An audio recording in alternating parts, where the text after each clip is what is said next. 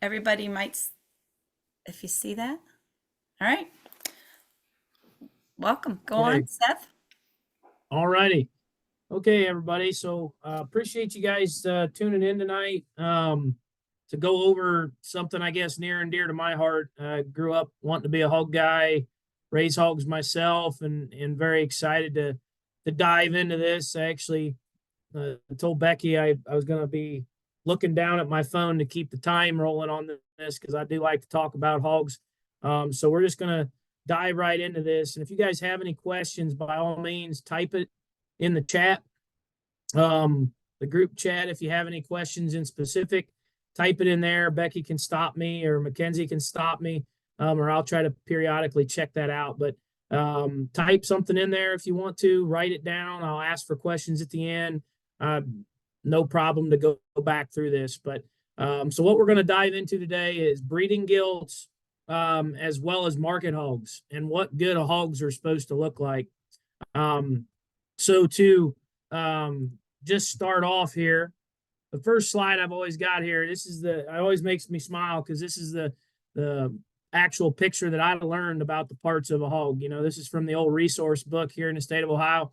So I always like to throw that on a slideshow, just to go over some terminology that when you're talking about hogs, terms that we want to hear, terms that a hog person, how we describe livestock, the verbiage and the terminology that we like to use. So, like shoulder blade, a lot of hog guys, especially myself tonight, you'll hear me talk about blade an awful lot. Spine, instead of top line, it's spine, leveler in their spine.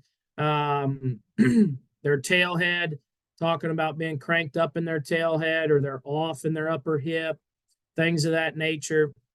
We talk a lot in the hog world about chest width, boldness of blade, and we're going to go over that a little bit tonight, as well as being stouter out of their upper hip and bolder in their stifle, which you can see some of these words that I'm talking about on this actual page.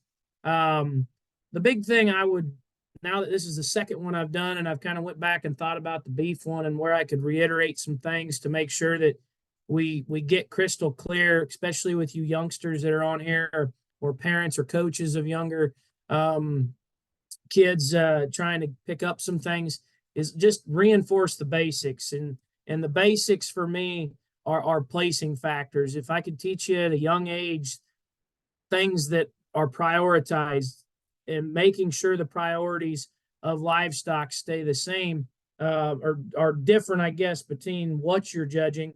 But for example, like what's on your screen right now, placing factors for breeding gilts. Okay. Being stout muscled, having muscle, good females still have muscle. Okay. Skeletal width, you'll hear me talk about that an awful lot tonight. Structure, design, okay, all four of those, and really it's an accumulation of all four of those in females. If I was to prioritize it, structure and design definitely are higher than maybe muscle. But skeletal width, we're going to dive into that tonight as well, is an indication of being genuine, an indication of being genuine in their skeleton, true in their skeleton. And I'll go into that here in just a little bit. The points 5 and 6 on your page here that you're looking at, the underline and vulva. At a contest, they're going to sit there and tell you, judge underlines and vulvas as sound, but talk the differences. Anywhere you go, that's kind of the normal, okay? But we'll go into some underline and some vulva discussion later on here in the slideshow. And then EPD data, so expected progeny difference, okay? If provided, use it as a baseline. I always tell my kids, look at the data, understand what the data is asking you. I've actually got a scenario on here tonight with a class that we're going to go over together on how to break a scenario down, as well as judge livestock. But I always tell my team, use the data as a baseline. Probably don't deviate or do more than maybe a pair switch from data, depending on what the scenario is. And we'll go into that here in a minute. But market hog placing factors, muscle, skeletal width, design, and structure in that order. I think nowadays the generations that are coming up through the ranks here are so used to seeing side profile and market livestock, and think that's the first priority. And really it's not. They're market animals for a reason. We've got to make sure they've got enough muscle before we care if they're really good built. Tall, skinny ones that are cool looking aren't very good market animals. So we got to try to keep those priorities in check. And I think no matter if you're an older evaluator or a younger evaluator, I think these basic fundamental placing factors can definitely help you not bust classes. And at the end of the day, as a coach myself, I always tell my team, if we're cussing and discussing over a pair switch, we're going to win a lot of contests because pair switches win contests, busts don't. So what is muscle? Okay, if you toned into the beef portion of these webinars, you'll know that I actually teach college kids exactly what I'm putting on the screen right now. So if you think that I'm making it a little bit lower level, you're fooling yourself, because I think a very basic approach to livestock judging keeps the bias away.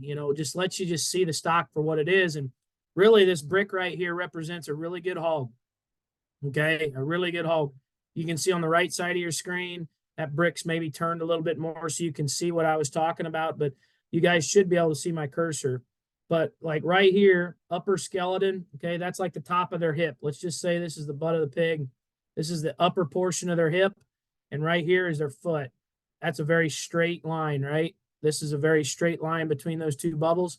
That's what we call being square and genuine and bold in their skeleton. And you can see that a little bit better over here on the right, how square that is. That brick's wide, that brick's square, and really, I always tell kids, what's a good pig, Seth? What are we supposed to be looking at? A brick with a tail and a head and a neck. I mean, that's essentially what you want. Really square, really good shape. And we're going to dive into shape here in just the next slide. But I think it's very important to understand just how square we're trying to make these things skeleton. Okay. What's composition? What does the word composition mean? Composition means leanness, means genuine build. And when I say the words genuine, in the hog industry, we're willing to accept, 7/10 of back fat, 8/10 of back fat, if it's with the right kind of muscle.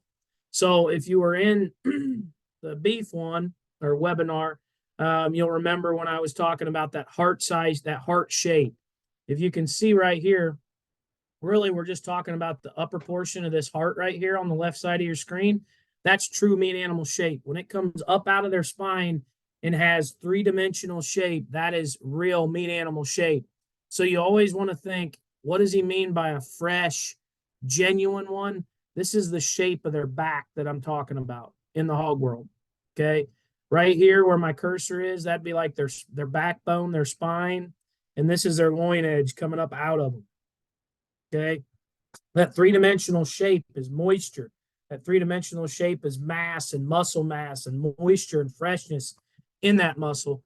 And then on the right side of your screen here, like I talked there in the cattle one, poor muscle shape, poor composition is very smooth like an egg, right?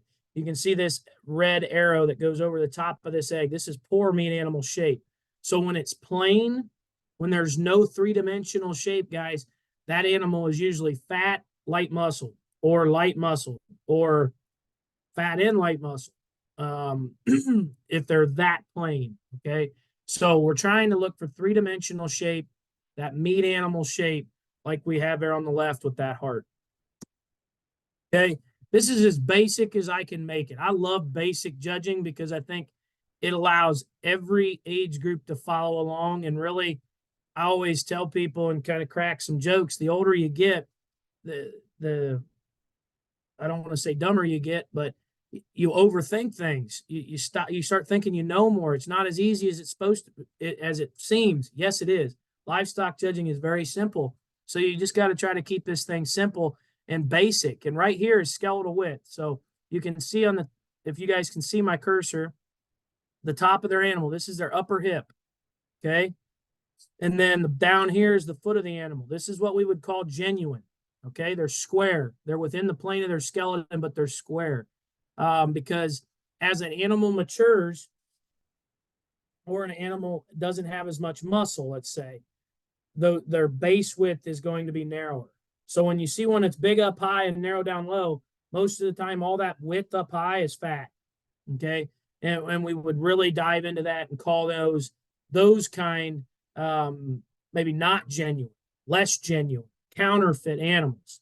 As you can see over here, this boar, Travis Platts, I actually texted him, made sure we were good using his picture, but he didn't care. But this is a blue butt boar that was at Upper Hand Genetics. But I think this is a really good indication of one that's not too extreme off of both ends of its skeleton, but very square within its skeleton. You can see my cursor going up and down this thing. And we're going to talk about angularity and talk about squareness here in just a minute. But I think this picture of this boar really indicates what I'm talking about being square. Okay. You don't see one bowing its leg. Okay. You don't see one in its knee. You see one that's very square off both ends of its skeleton. Okay. Now here's the opposite. All right. Like I was saying, when you have one that's big up high and narrow down low, that's what we call counterfeit. Okay. So when you have an animal that's big up high, what is it up high? Well, a lot of times it's fat. Okay. Especially because base width in hogs, especially when they get narrowed down low, those things are stale. They are old. They are past their prime, or they're devoid of muscle. Okay. I've never seen a good one. I've never seen a really, really good hog, no matter what I'm looking at. Commercial hogs, show pigs, boars, elite gilts that are narrow at the ground, and I love them. Okay.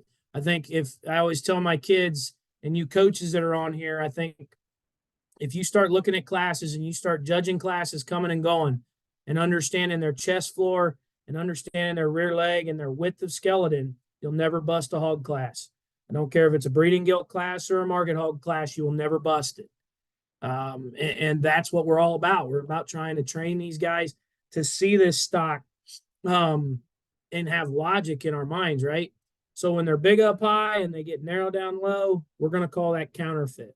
Okay, we're going to call that counterfeit. If one's just narrow up high and narrow down low, let's just keep it simple and call that one narrow, right? That essentially is what we're looking at. And we're going to get into some examples here shortly. Right here is a really good example, okay? Everybody loves to see show pigs, right? Show pigs are all pruned up and oiled up and clipped up and whip broke and everything. But where the industry really, where you really learn how to evaluate hogs is commercial hogs, okay? Because they're really not very shapely type of hogs. All right, they're made to be very consistent in a good way. I mean, a very good way. I love commercial hogs for that regard, but right here's a very good picture of which one's the heaviest muscled one and which one's the lightest muscled one. All you have to do is look at the ground. Okay, the one on the left is very narrow. Okay, the second one from the left, a little bit wider, a little bit stouter, but still pretty narrow. The one in the middle is starting to get opened up. The fourth one from the left, okay, is a little bit wider. Okay, if you can see right here. And this one on the right is by some margin the widest constructed, okay, down low. So as an evaluator, if I turn to a class and I see 1, 2, 3, and 4, I just see the first 4 on the left. This is the only view I'd have to see, and I could mark this card 4, 3, 2, 1. Because you can't tell me, I don't care how good built this one is, there isn't enough muscle here, okay, in a market hog set or a breeding gilt set, okay? We still have to keep that in check.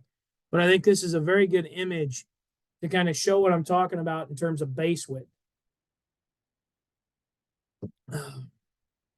Okay, structural correctness. This is old Stella, all right? Chad Day owns this sow. Very, very good Yorkshire sow. And I think this thing is just immaculately good built. Very, very good built animal. Awesome representation of what elite females should look like. Okay, so you're going to see a few pictures of her. But if you were in the beef one, you remember these lines I put on them, okay? I do the same thing in the hog world. Okay, I take where their neck meets the top side of their blade. I take it to the front of their blade, the point of their blade, which is right here. Center cut that. Then I take it from where it center cuts through the center portion of their blade into their armpit, and then straight down their forearm. And all I'm doing is looking for this angle right here to be rocked back the way it is. Okay, this sow is extremely good build up front. And one thing I want you to notice, and we're going to get into some of these in some pictures, is how much set she has to her knee. Okay, you see how her forearm bulges out, but yet she tucks in her knee, and yet her foot still comes out the bottom side of her knee the right way with the right kind of cushion. And then their hip structure from their hip loin, so where their hip loin junction is, all the way out through the base of their tail root, pretty much right out through their vulva, okay, is what we're studying in terms of upper hip, levelness of hip, length of hip. Why are those things important? We're going to go into that in a minute. And then I always take it from their tail root down into their stifle joint, and then the center cut of their ham all the way down through their foot. And if you can see, this sow really does a good job. She puts her hock is right here behind her ham seam, yet she still has plenty in terms of set to her pastern, the right kind of comfort. And why we're going to do, why we care about that, we're going to dive into that here in just a minute. But pretty easy to tell. This is back in my heyday, right? This is in 2005. I'm aging myself a little bit, but this was a champion. This is something that wins down at Houston. Okay. This hog is very bad structured. Okay. Very bad structured. And if you can see, I'm just going to kind of flip that back to that Stella sow, and then I'm going to roll that right forward and just let your eyes look at that one shoulder, and you can see the difference. You see how she's so much more rocked back, and then boom, this vertical blade starts getting straighter here. Okay. And then their hip structure definitely is different. Okay. Stella's here to here with plenty in terms of set. And then you look at this thing, really steep and short in terms of its rump, really straight in its femur. Okay. With that femur bone coming out of the top side of its hip. All right. And very straight down through its stifle and down through its hock. Okay. So when you see that, I mean, I always like to just go back and forth. And if you just focus on an area, you can definitely see the differences in those two hogs. Fairly simple in terms of the angularity of their skeletons. And in breeding gilts, which is what we're going to talk about first here, that is very big. Okay. That is a very big thing. One thing we don't talk about enough in this industry, we always like to talk about levelness of hip, right? Everybody loves to see a level hip, right? But the thing is we've got to make sure that hip is a long hip. Okay. And I'd rather have a little bit of extra set or a little bit more set than jet level, because when you get too level, and we're going to get into that, you're going to get an inverted hip. And that's why we can't have pigs in the show pig world right now, because we thought it was fun to jack them up and make them really level hip. But the good Lord didn't make them that way. I always laugh. I'm a breeder. I can say it. You know, the good Lord made them sound. Breeders made them unsound. I always laugh when I say it, but it's the truth. Okay. So what is good design? What is good design? What makes a female really good, right? We always like one that's tall fronted, right? We like them tall at the top side of their blade, long and extended and feminine out through the front end of their blade. Okay. I circled old Stella's head right here because I think that is an immaculately good head. That's a feminine female, reads to be a female. She's still got some jaw and some stoutness of skull, but yet she's feminine out through the front third of her skeleton. Okay. And the big take home on this picture, all right, it's this big, bold black arrow right here. Real rib cage is studied where? Their forerib.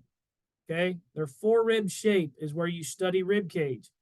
And for those of you guys that have talked to, or listened to a few of these other webinars, I know I've said it because I say it a million times, but rib cage is the foundation to muscle. If you don't have rib cage, you can't put muscle on top of it. You cannot have a big back pig that's flat rib caged. Okay, it's just it's impossible. All right, you have to have that structure, that formation of rib cage to support the muscle that sits on top of it. That's why we've got to keep hogs bold in their rib cage, and we want to study that right here. You can see Stella if you see my cursor, she's light above this arrow and she's dark below it. Why do you think there's a shadow there? Well, her forerib is bold. It's coming out of her. It's three-dimensional. It's coming off the page. All right.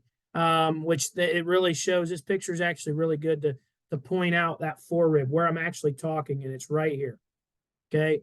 So not only is it front end design, but it's structural design, it's looseness and pliability of spine and upper hip and rear leg. And I think if you ever see a pig, note to self, you ever see a breeding guild at a show or a contest like this one, pony up and use that one because she's going to be awfully good. You'll probably not see one of this caliber at a contest, but she's a very good way to give you guys that mental image of what a good one should look like. Built one. We already said this old girl's too straight in her shoulder. She's too straight and upright in terms of her femur and too short and off in her hip. But also, I want you to look. I'm going to go back and forth here. Now, obviously, Stella's a little older, but it doesn't matter. You look at the forerib of this one right here and just how flat, two-dimensional, non-expressively or non-expressive in terms of real rib cage this one is versus Stella. Okay, you can see that one's boldness of forerib. This one looks paper flat.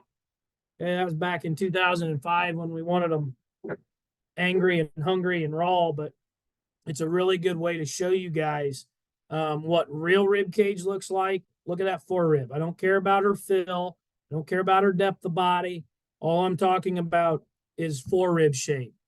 Okay, you can see this one being too flat, especially right here. All right, you can see this one being incredibly flat right here.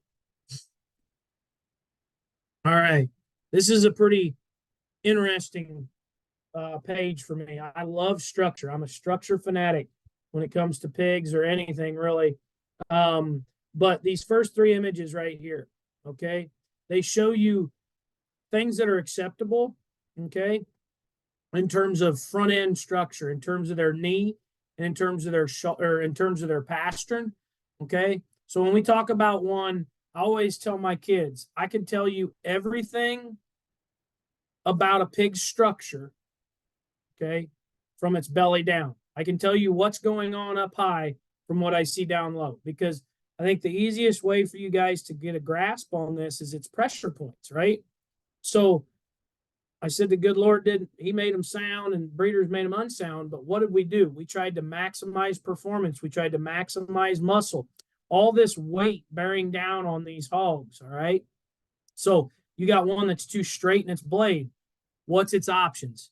Well, it's straight in its blade. It can't change anything there. But the next joint that it comes to is its knee. So that pig is forced with that situation. Okay, am I going to stay straight in my knee? Am I going to be straight? And this is what you get, buck kneed. Okay, if they choose that. Okay, or am I going to come in at my knee?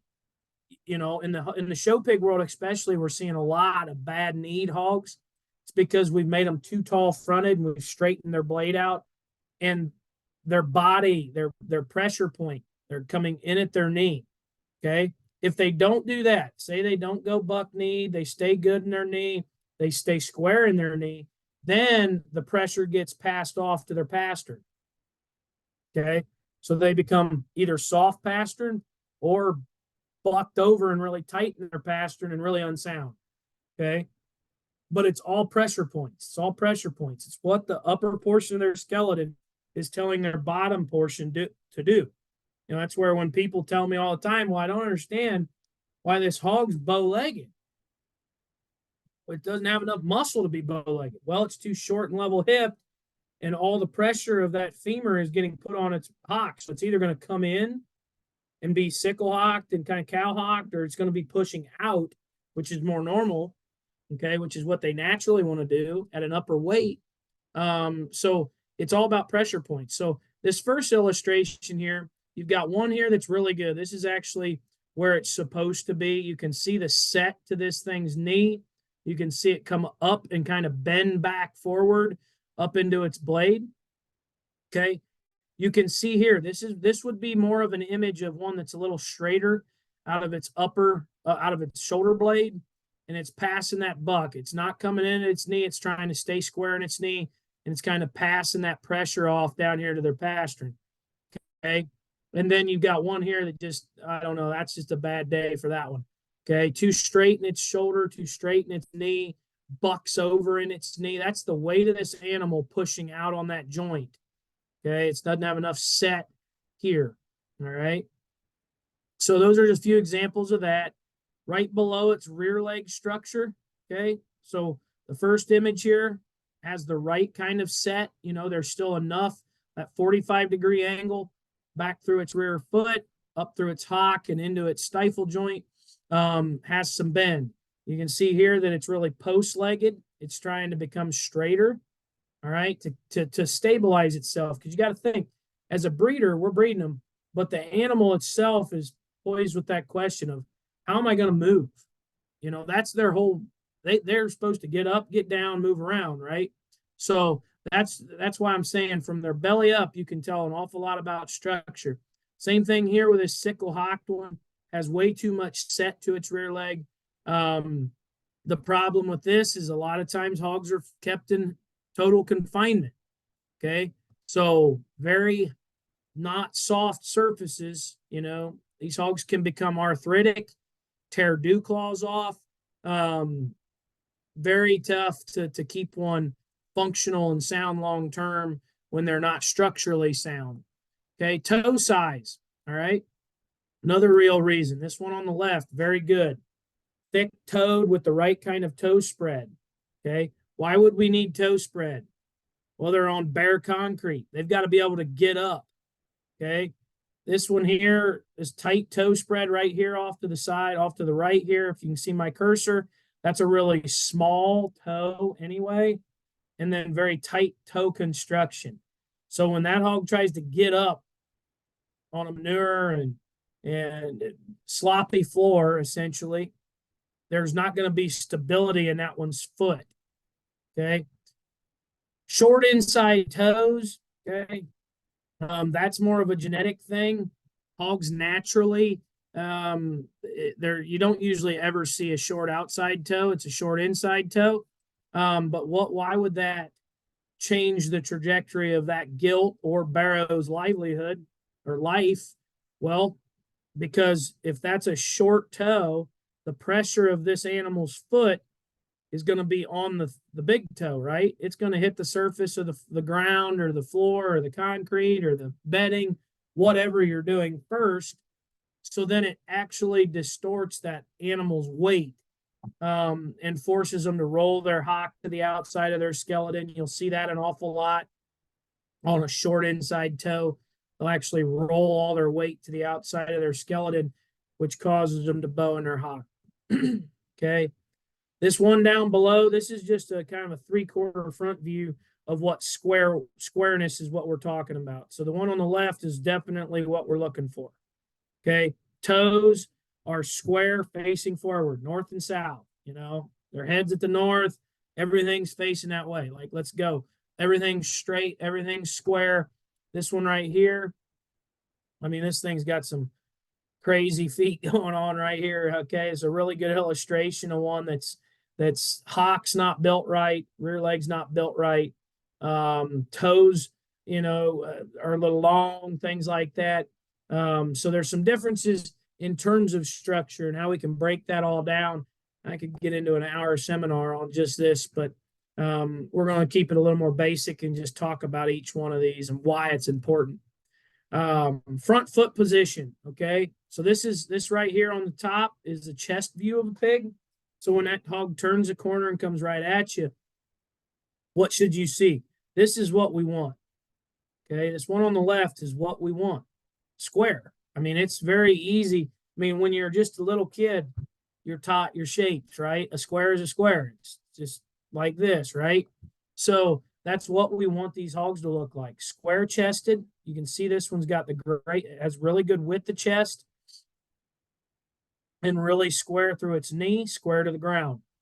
Okay. The middle one wants to wing out in its elbow. Okay. A lot of times, and that's what you'll see in a lot of the show pig world, especially. We're trying to make them so tall fronted. We're trying to make them so rock back in their blade that we're rolling them back too much, and they're pushing their elbow to the outside portion of their skeleton.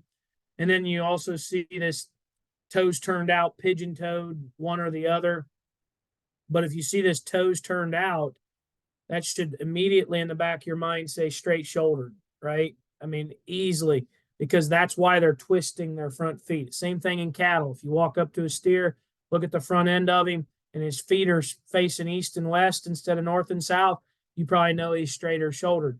Then you get down here to these bottom views, and these are rear views. So the one on the left, exactly what we wanted. Square, right? Square. Good square skeleton. That's what we want. The middle one's bow-legged, all right? We don't want that. We don't want that. That's a longevity concern. That's a joint concern. That's a stability of skeleton concern, okay?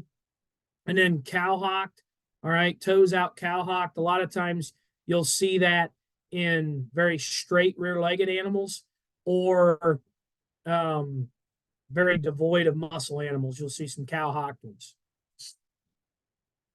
All right. This is a very, very old illustration, but I think a very good illustration, excuse me, of what we're trying to talk about. So the first view I want to look at is this one up here in the top left corner, A, B, C. All right. The A is the type of top view we would look for in an ideal finished heavy muscle market hog. Okay. This B, you see how this thing's made like a canoe? Okay, narrow up front, kind of bold through the center, and then kind of narrows off through its upper hip. That's fat.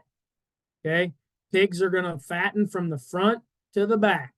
Okay, they shelf up. You'll hear old commercial guys talk about one shelfing up over their blade.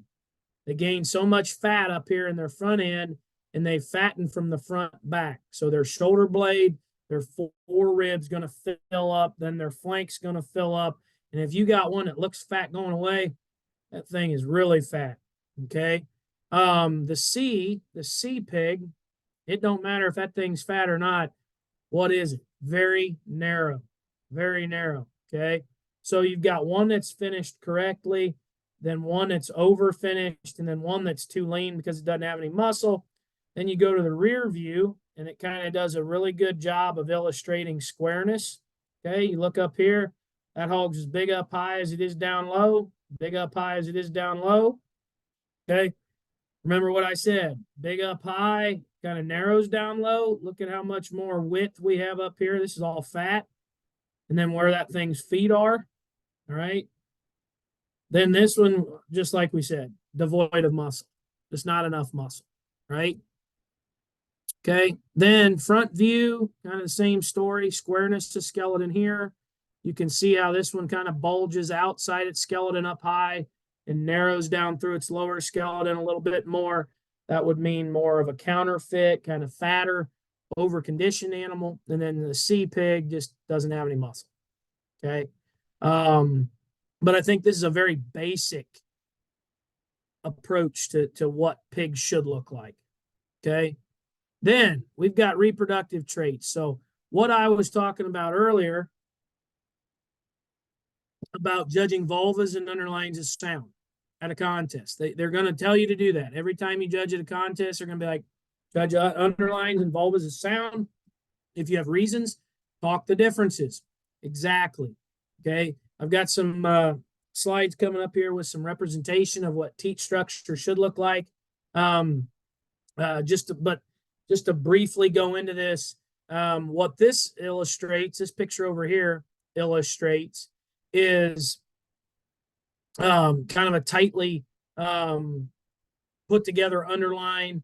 This one here is actually a short teated underline. And then this one, very non-functional pin nipples is what we would call these, kind of infantile, small teat structure. But there's differences within that, and I'll get into that here in the next slide. Vulvas, okay? I don't think enough people look at vulvas and truly understand vulvas. And I guess unless you're in the big production portion of it, it's a very minute part to a contest, but I think it's a very a very big thing because, we shouldn't keep females with a really, really small vulva. And what you see here is an ideal vulva on the left. You've got a very undeveloped vulva right here. It doesn't even have a structure to it. It's very blunt. Okay.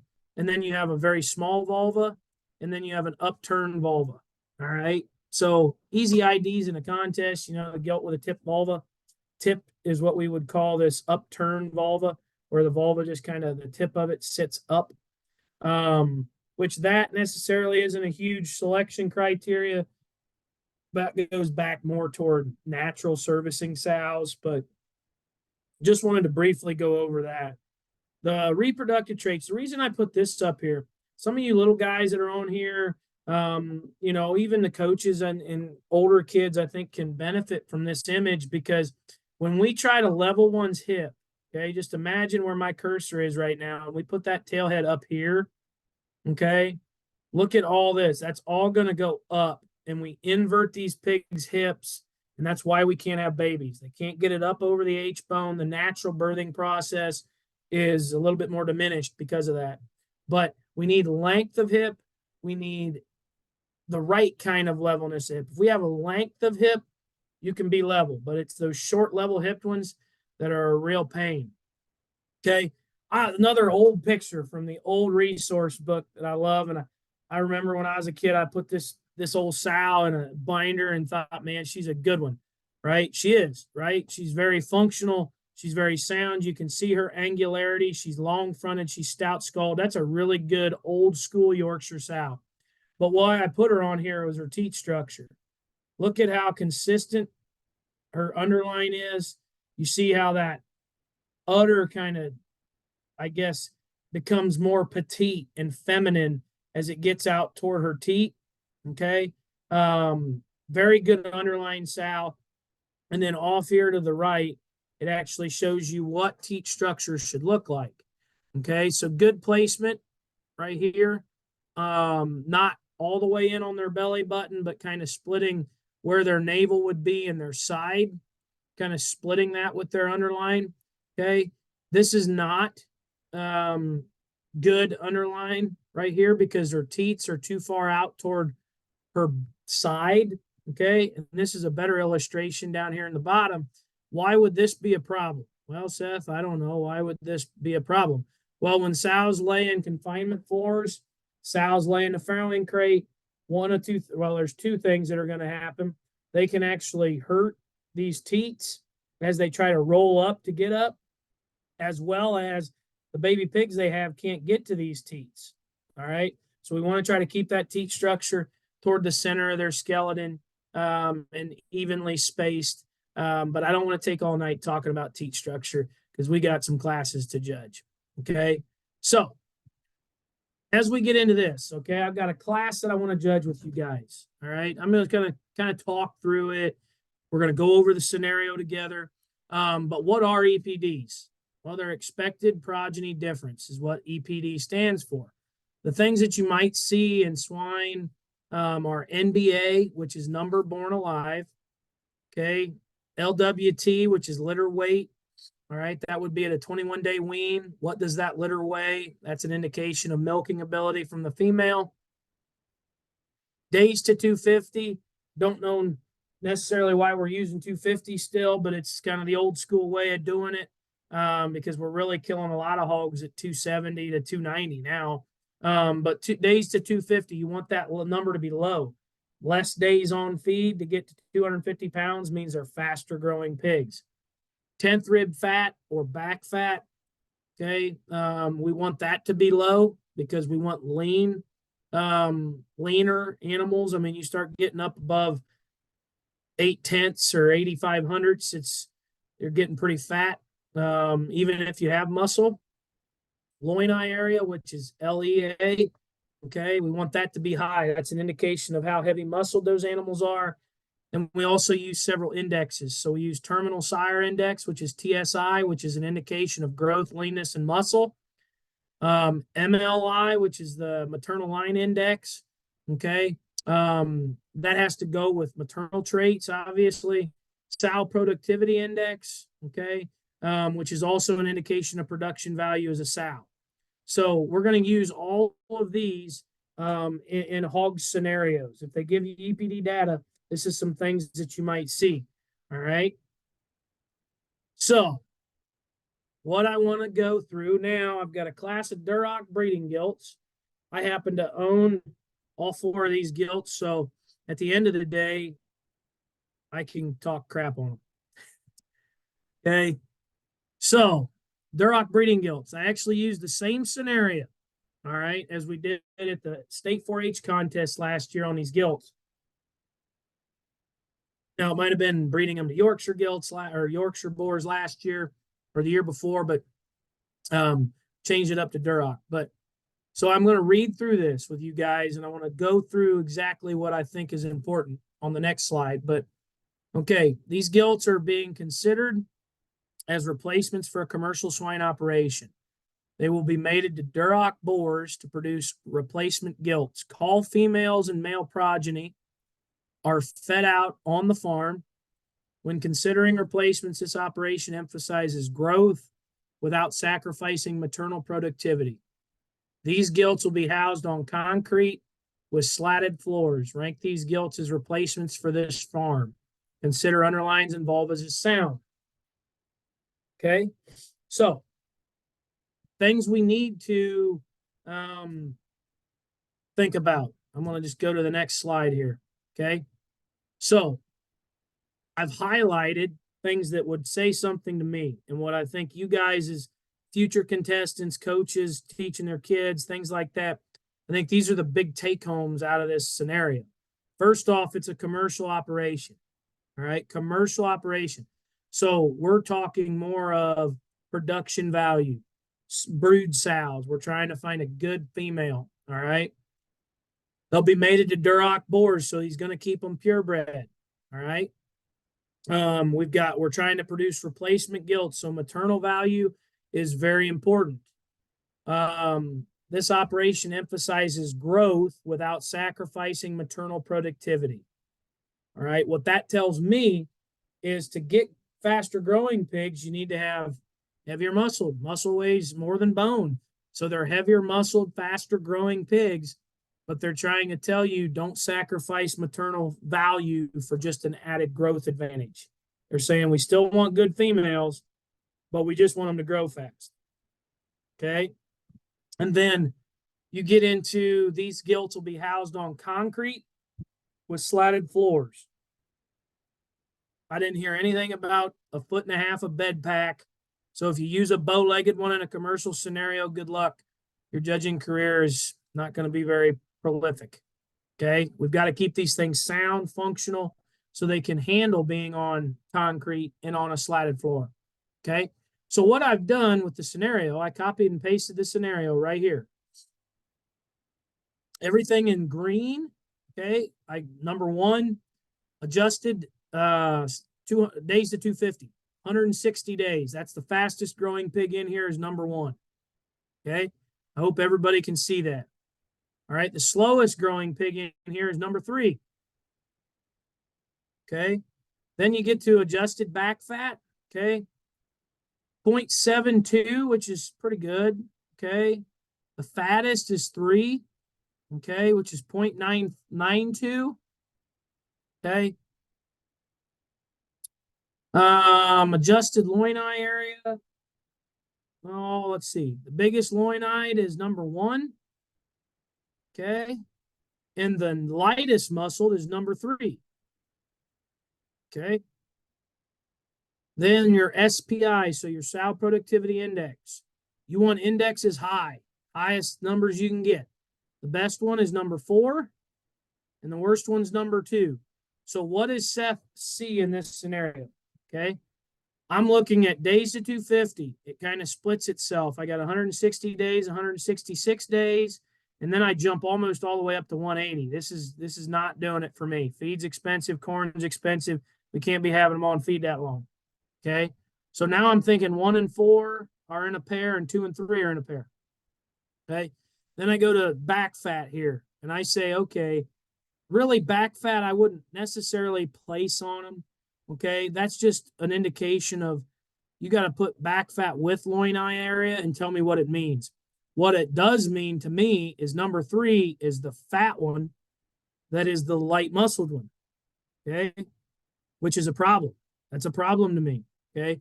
You can't be fat and light muscled. All right. Don't want to be fat and heavy muscled, but you don't want to be fat and light muscled for sure. That would reads counterfeit. Okay. Same thing with this one, not overly stout muscled, but definitely getting up there in terms of fat. At the end of the day, no, my bad. At the end of the day, I told you guys earlier, a placing factor on EPDs, use it as a guideline. So I think a guideline tells you this is a 2-pair class between 1 and 4 and 2 and 3, and then sort the pairs on the hoof, right? I think sometimes we think it's got to be paper, right? It doesn't follow paper. Well, I got to follow paper. No, you don't. Use it as a guideline, flip the pairs as needed, right? So this is be number 1. I'm just going to kind of bust through number 1, 2, 3, and 4. This one would be actually number 1, okay, which we thought preliminary wise, she was pretty good. First indication looks pretty good. Okay.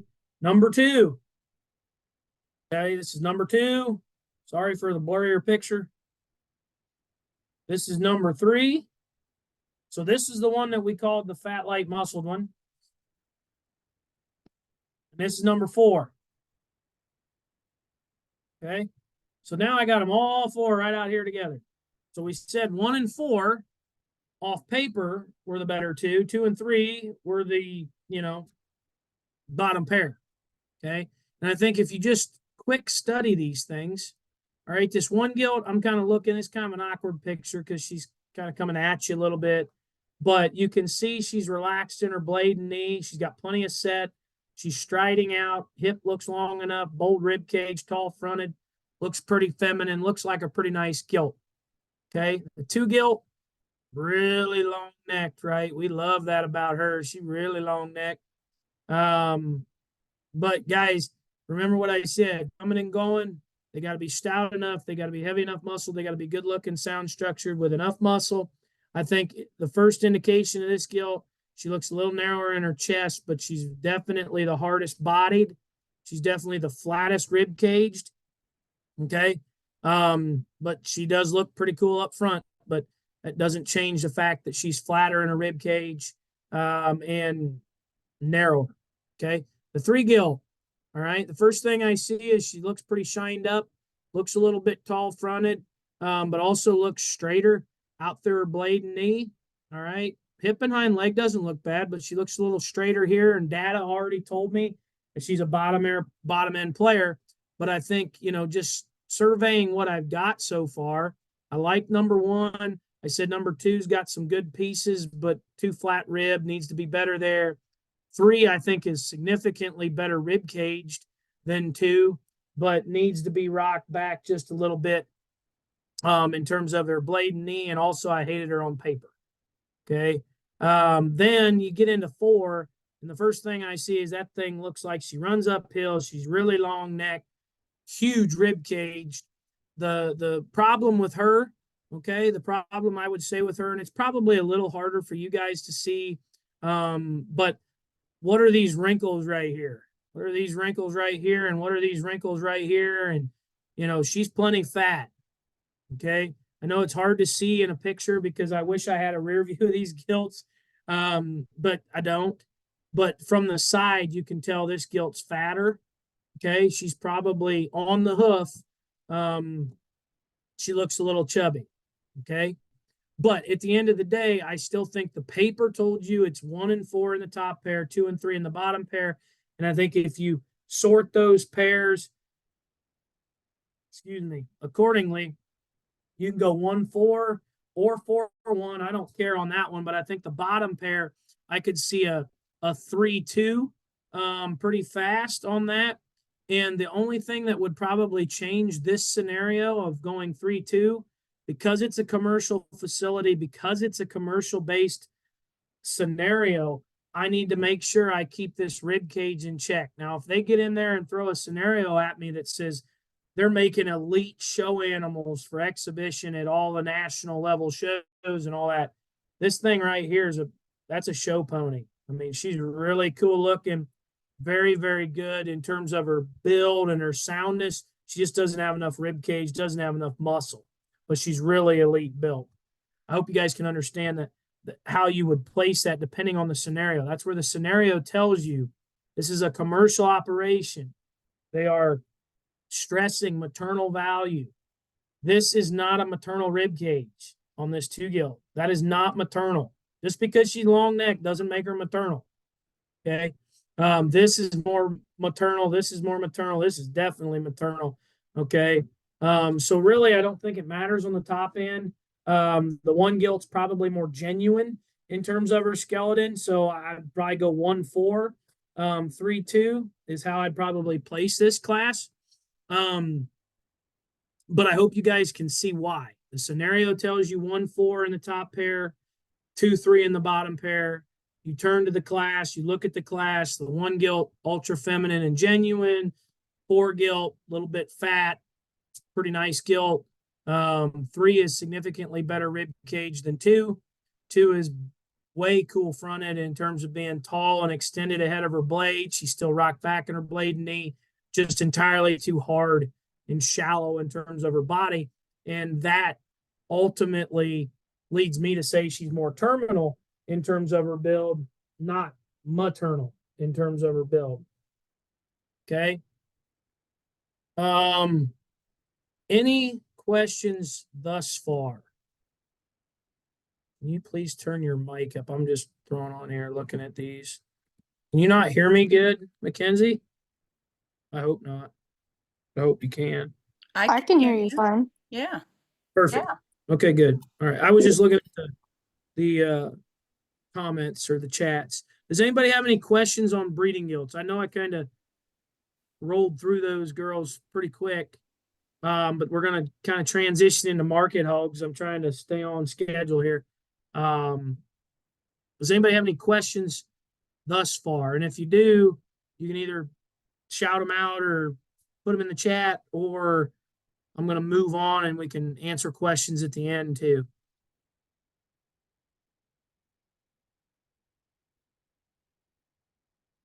All right. Well, I guess we're going to roll. Okay. So, market hogs. The easiest thing in the world to judge is a market hog. One, everything you see in a pig is what it is because we don't have hair. Pigs don't have hair, right? You can see right through it. I mean, nowadays they think this shag thing's fun, but it really, it's not. Base width and skeleton it doesn't lie. So if you understand how to read skeletons, in terms of squareness and in terms of that meat animal shape, we're looking for that heart shape up high, not that egg shape. All right. You'll get along real well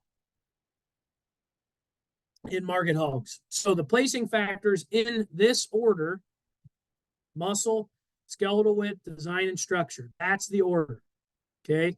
Muscle priority, right? It's market hogs. All right. These aren't prospects. These are market hogs. So we want them heavy muscled, right? So where do we study muscle? Width of back, width of chest, width of upper hip, width of lower, skeletal width.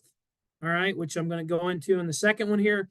But genuine shape. What is genuine shape? I wish everybody just shakes their head and says square skeleton, Seth. That's exactly what genuine is.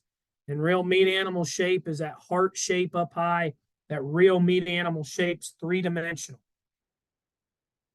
Skeletal width is the second priority. Where do we judge skeletal width, Seth? At the ground. Look at their feet. The one that's wider constructed is heavier muscle because muscle pushes that skeleton open. Narrow, light muscled ones are narrow based. Okay. It's just the way they were made. Muscle pushes their skeleton open. I've never seen a very light muscled one that's like really opened up. I've never seen it because it's impossible to do it. Narrow ones that have no muscle are narrow. Okay. Wider constructed animals are naturally heavier muscled. That is because they're heavier muscled that they're wider constructed. Design, study their angles, their front end quality, their freshness, their chine, things of that nature. And then their rear end in terms of their upper hip and their rear leg structure from behind. But structure is last in market hogs. So what wins in a market hog class? Okay, I'm going to use this as an example because there's people that argue with this to me, and it makes no sense because you're going to, if you have one that's like really, really good built, really sound, and made like a white-tailed deer coming at you and going away, really narrow, right? Very narrow. And you have one that's really opened up and fresh and three-dimensional shaped and is bow-legged. You'll never find anybody that hates a bow leg more than me, but that bow-legged hog smokes that really good built, sound structured one. In a market hog class, all day, every day, okay? Because of priorities, okay? You hang these things on the rail, what pays the bills? That build doesn't pay it. Muscle, the width of skeleton, what these hogs are as market animals is what pays the bills. So I think the only reason I keep reiterating that is I feel like the generation nowadays is so prone to studying these things from the side, and that's your first priority in market animals, and that is dead wrong. Okay, coming and going, they got to have enough muscle to play, or I don't really care how they look. Okay, so these are your 4 priorities: muscle, skeletal width, design, and structure. Okay, what is muscle? We went over this before, but I duplicated those slides and pulled them down here because I'm trying to kind of beat this into your guys' heads a little bit, just making sure that we understand what a good one looks like. This is square, right? This is square, okay? That meat animal shape, reiterating that, where that upper portion of that heart, all right, that three-dimensional muscle shape, that spine sits down into them, and that muscle shape comes up out of their spine. That is what we want, all right? Not an egg. You don't want a plain egg shape, right? That's poor meat animal shape. What is genuine build? One that's as big up high as it is down low. Okay, square. Okay, square is what we want. What is counterfeit? One that's big up high, and narrow down low. Okay, so right here, this is a perfect deal. I love this. Okay, because everybody wants to judge show pigs, but the heck with that. You learn more from these. All right. So when you're looking at these things, okay, this is real meat animal shape differences right here. Okay.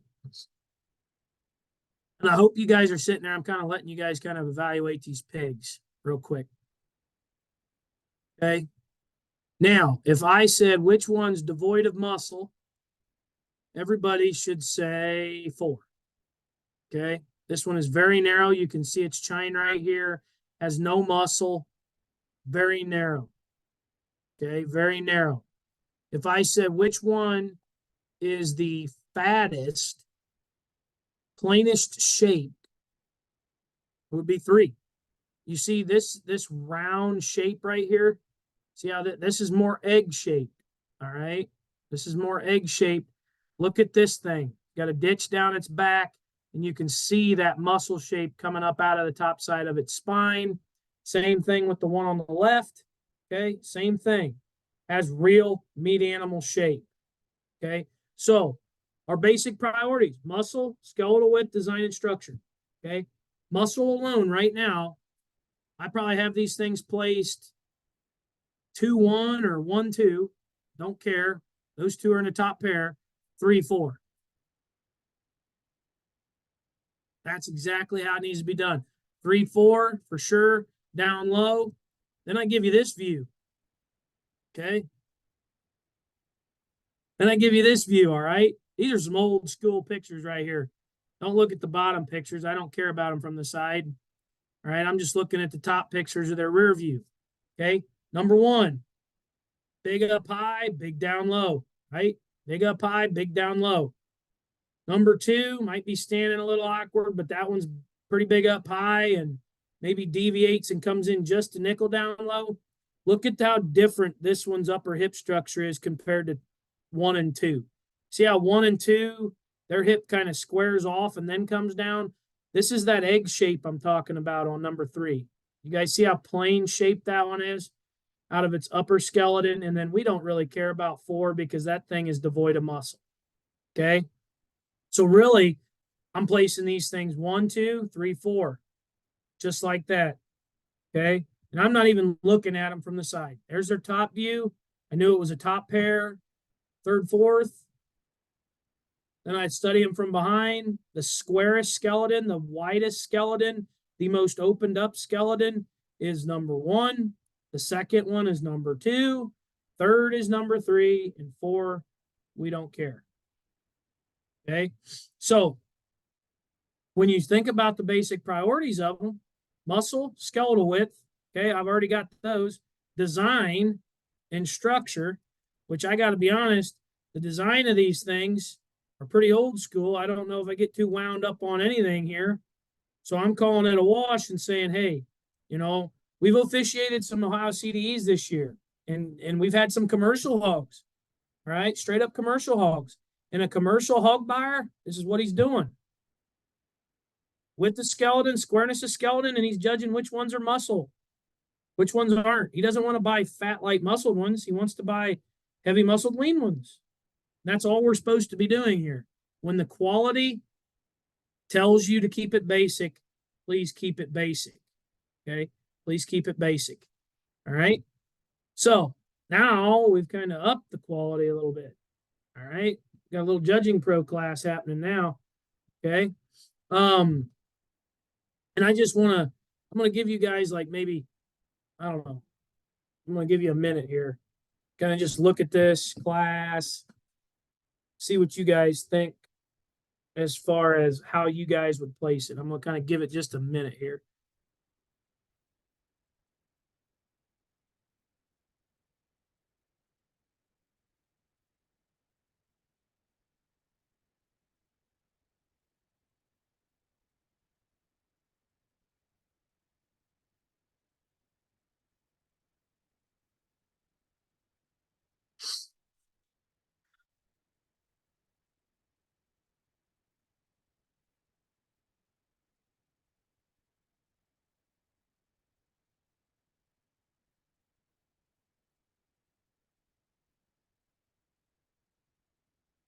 All right.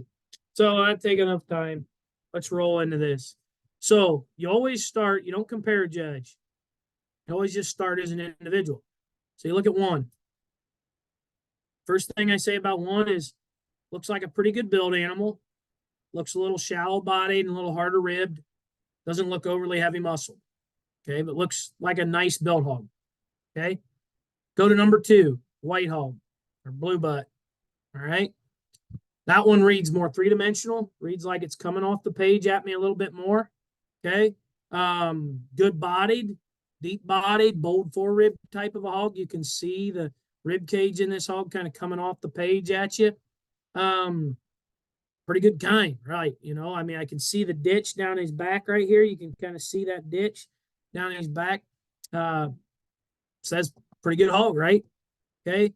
3 hog. All right. First thing I notice is kind of chromed up. This basic, you know, kind of chromed up by meaning his color pattern. All right. But the first thing I see is this thing's ditch down the top side of its spine right here. Really, really good shape. You know, that's that meat animal shape we're talking about.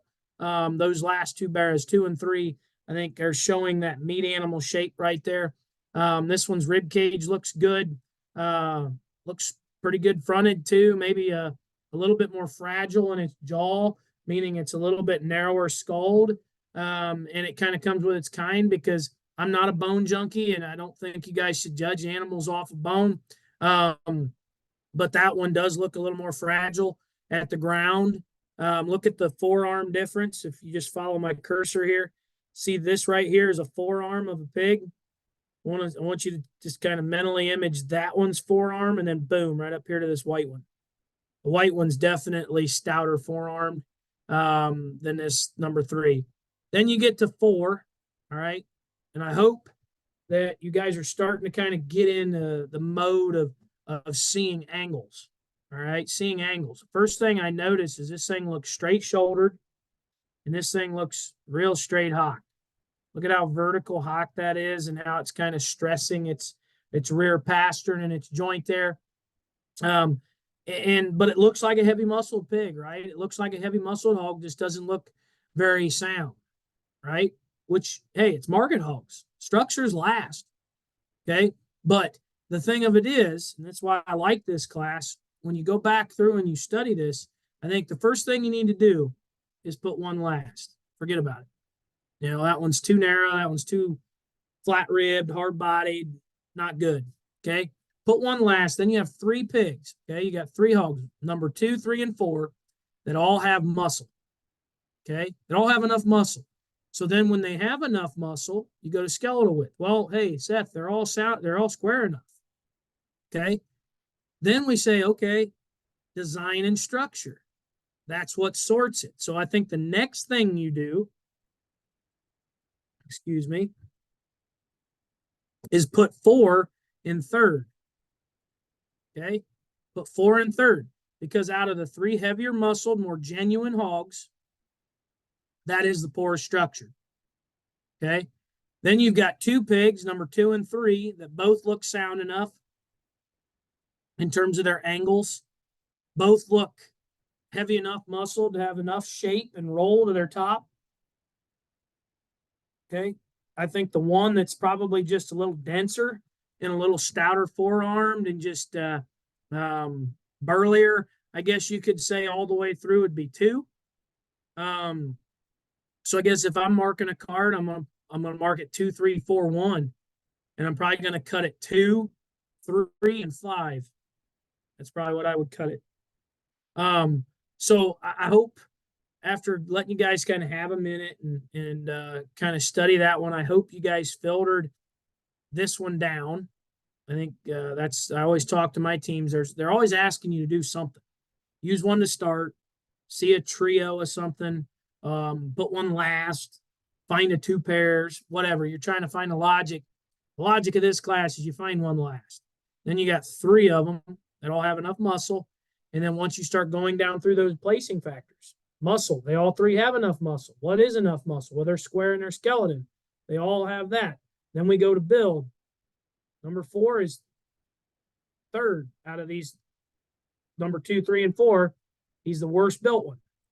Structure, he's the worst structured one probably in the whole class. Okay, so he goes third. All right, and then you sort yourself up to a top pair of 2 high quality bears, where ultimately that blue mask one, I think, just has a shot more forearm and stoutness and density of skeleton all the way through. But I hope you guys can at least see that, one, we're going to punt that one, and we're going to get into these and understand how this one's straighter here. I can see that, straighter in its shoulder. Okay. Which ultimately is what lands that one down the line. Okay. All right. So I kind of burned through these good. I kept my time. That's kind of what we've run through so far.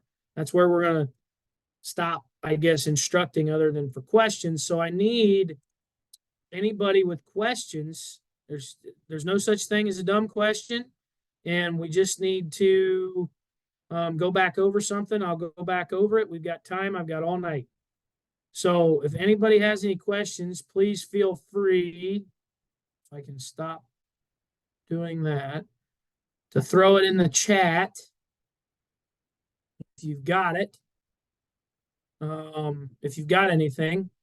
Anybody got any questions? You ain't got to raise your hand, bud. You just go ahead and click unmute and ask.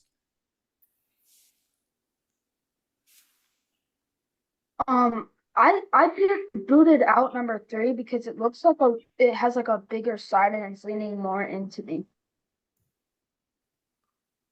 You booted 3 because why? It, like, the side looks like it has like the uneven toe and it's moving all like its weight towards me. That's just what it looks like from my angles. Yeah. I think I think you're probably, I think that one looks pretty square and looks pretty sound standing there. I don't necessarily see that. I see that one as probably being pretty square, pretty true in its skeleton. And pretty good in terms of its shape.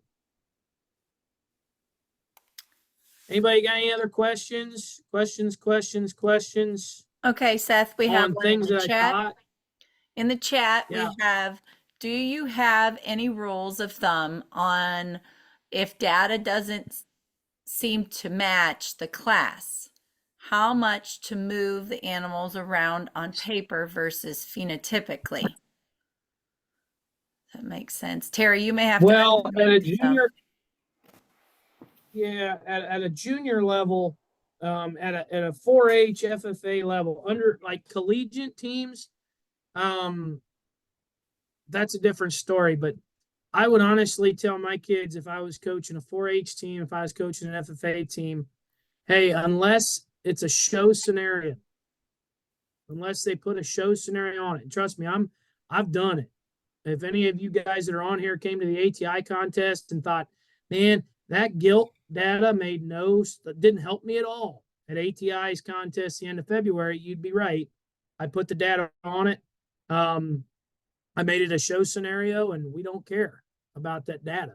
So throw the data out and judge the stock. Outside of that, I don't know if I would necessarily worry about not matching the class. I would follow the data per se. Like I said, you can deviate a little bit, no more than a pair switch away from data, in my opinion, especially at a younger age, because what you'll run into as a coach is you might have maybe a youngster that thinks it doesn't match, but they just miss the class and then throw the data out and then they bust the class.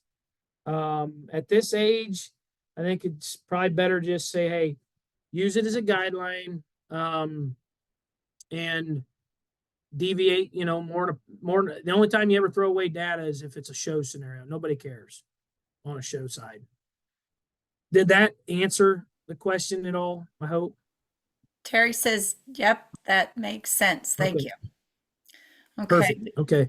We have another one. You mentioned the chine bone.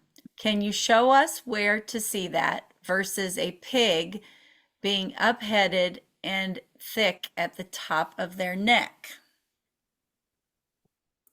Can you show us where to see? I'm looking at the chat. Okay. Too. All right. Where to see that versus a pig being up-headed and thick at the top of its neck. Okay. Let me see what we got here. So right here, this is actually a really good illustration of this. I think you guys can get something out of it. What is the chine bone? Chine bone is this thing right here, right in between our shoulder blades. Okay. You can see it in this one. It's devoid of muscle. Okay. In show hogs, when they start getting staler, you'll see a bump come up right here between their shoulder blades. That's their chine bone. It's in every species. Cattle be the same way. Sheep, goats, the whole 9 yards. That chine bone is there, and it has to do with maturity. It has to do with maturity and staleness. So when I'm talking about chine, this you can see this one doesn't have one. Okay, there's nothing but a ditch right here, and then this one you just follow its back, and you can see that bump coming up in between its shoulder blades. That's ultimately the difference between a chine bone, and they all have a chine. It's just depending on freshness, youthful kind, if you can see it or not. Okay. I need to pop that back up. And what's it say? I hope that answered that. Versus pig being upheaded and thick at the top of their neck.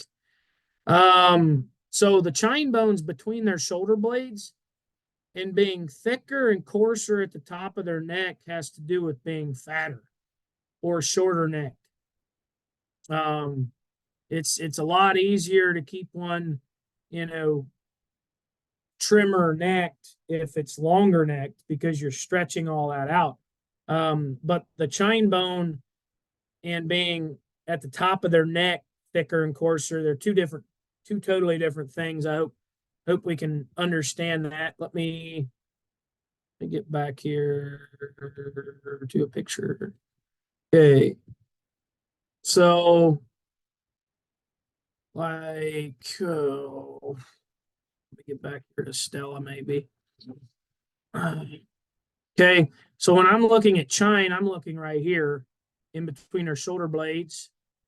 Hold on just a second. My computer is about ready to die.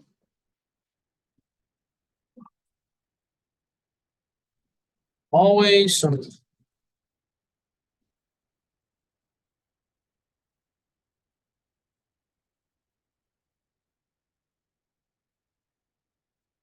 Sorry about that, guys. All right, we're good. So I'm looking here, like you can't, if you can see a chine from the side, that thing's way up there. But really, when you're looking at chine bone, you're looking either coming at you or going away, and you're looking down their top line to see that. Their neck, yes, that also has to do with maturity, but why does it get thick and coarse? Because they've reached maturity, and then fat starts to build there. Their chine bone comes up when they're incredibly stale, when Father Time's kind of slapped them in the face a little bit, I guess you could say. I don't know. Does that exactly answer your question? I'm trying to look back through here to see. Would you judge a prospect market hogs differently than finished hogs as far as your placing factors? So the other question, I think this is the same person. Would you judge prospect market hogs differently than finished hogs as far as your placing factors? Yes and no. I think the only difference is maturity between them. What's a good one? You know, when I judge shows, when people ask me about judging shows, hey, what kind do you like? Bring me one that's square built, genuine, good looking, and sound, and you'll do really well under me all day. Okay. I think in the prospect world, in market animals, the prospect world structure, I think, weighs a little bit more because we're projecting that animal out. So if you've got one that's already bowed in their leg as a 75-pound baby pig, yeah, it's going to be pretty rough. You know, really a prospect show, we're looking futuristic. So we want one that's like square built, that's good looking and sound. We don't need one that's really raw muscle shaped and really massive and powerful at 100 pounds, because anybody that showed pigs understands those kind usually go backwards, not forwards. So yes, I think placing factor wise, you know, you almost judge prospects a lot like maybe a mature breeding gilt, where they're good built, sound structured with enough muscle if they're young. Now, if we're talking a 200-pound prospect, they better be packing some punch. They better be packing some muscle. But if we're talking a 100 to 125, 30-pound prospects, I'm willing to say as long as they're square, I'm not using some narrow one just because he's cool looking, but being square is where it's at. I mean, being square skeleton, genuine skeleton, good built, sound structured. So I hope that answers that question. And if it didn't, please holler back at me or throw a chat in there and say, hey man, go back into that because you didn't explain it good enough. Will you be at the state judging contest this Saturday? And do you know what we should expect to see? No, I will not be there. I'm more in charge of extension with Mackenzie as far as judging contests go. Matthew Cheney, Ohio State's coach, is in charge of that. Don't know what to expect. Hopefully good classes and hopefully a really good day. Keep it simple and you know, understand those basic priorities. But at least cattle and hogs, hopefully you'll be rocking and rolling on now.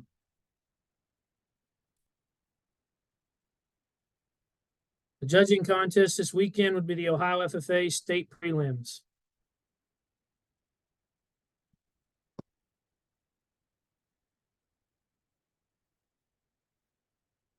Did I miss any so far? Anybody got any other ones? No such thing as dumb questions. I want to make sure we all get this squared away. Is it 115 pounds or 215? For what? If I was judging prospect animals, anything under 150 pounds is different. You don't need to worry about prospect animals, especially your age and what you're going to get into. Prospect animals are more or less when you judge actual judging shows, or you get in even the collegiate game, you don't really judge prospect livestock. You're looking at market hogs between 250 and 280 pounds. Last year I got docked because my pig was 214 and so instead of 215. Oh, because that was their weight limit at your fair. That does happen. Yeah, that What was when I size? What size pin is best to use? Or is best to build muscle? What size pin? Don't understand that question. I'm sorry. What size pin is best to build muscle?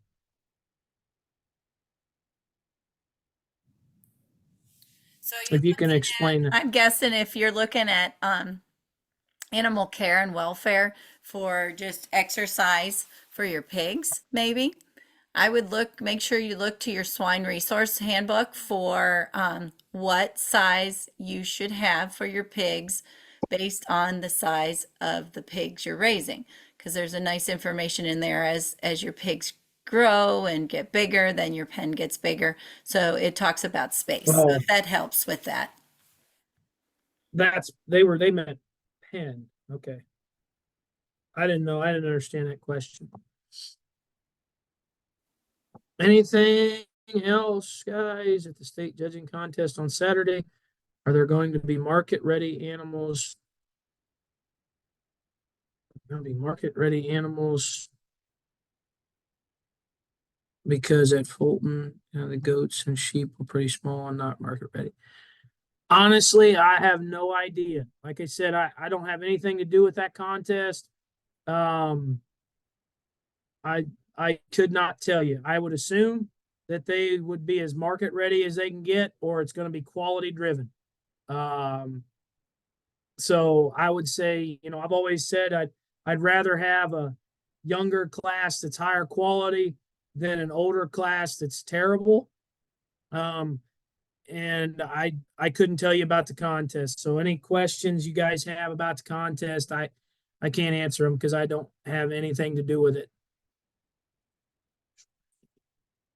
Needed field. Completely new to hogs. Haven't received them yet. Wasn't sure if the needed a field or a small stall. No, I think back to your pen size now. I see this. Whatever fits your project, I think would be the best case scenario. I mean, I show pens. I've seen people raise singles, single pig in a show pen, which a show pen's like a 4x8 pen. So I don't think you need to have a field full for them, or but they just need enough room to move around. I would check, like Becky said, I would probably check into that resource book, and or maybe talk to your extension agent, and they can come out and maybe assess your facility and help you put something together. Okay, is there any more questions? Everybody says thank you, Seth. Oh. Okay, I I'm either appreciate really good at it. explaining, or people are afraid to ask questions. I know. Any more questions, guys? Last chance. All right. Well, thanks, Seth. And just to let you know, those of you still on, this is being recorded, and so it will be posted. Mackenzie had put where it'd be posted, but you can always ask your educators, your FFA teachers, where to send it out, and you can watch it again and stop it and rewind it and watch it again. Thanks, Seth. Not a problem. Everybody have a good night.